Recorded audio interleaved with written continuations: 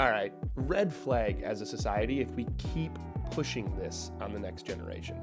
And green flag for you as a parent if you're not doing this. And in this video, I'm going to go against an archetype for a world-renowned personality testing, so I apologize in advance. And if you're new here, my name's Dylan. With Unfounded Ventures, we create comics, novels, children's books, all to help parents connect deeper with their kid through the power of imagination and storytelling. And you know what I'm gonna say, if you like that, make sure you're liking and following this for more content.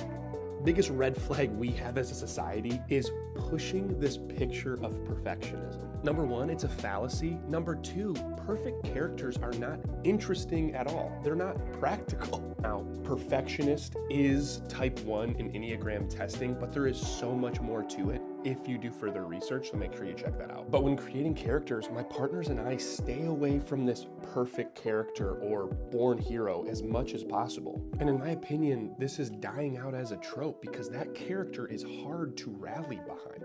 We rally behind characters that are imperfect and that are flawed. It's what makes them interesting.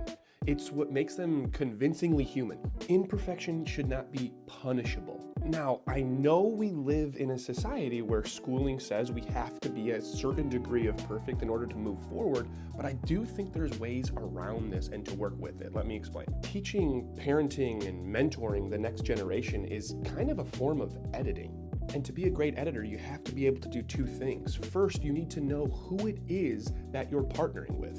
What are their strengths? What are their values? What are their visions? And in the same way for teaching and parenting, we need to know what that is for our kids. By the way, if you want help in doing this, that's what we do in schools. Feel free to reach out. And then the second thing we should be doing is after any red line correction, we should be adding a thought or a question to get that person, that kid, to think deeper on what they've done. This sets the standard while also allowing them to think for themselves and grow through these imperfections. And I don't want to throw all this on teachers. I know everything they have to juggle within a day, and it is very difficult. So as parents, it's our job to ask the right questions when kids bring these imperfections home.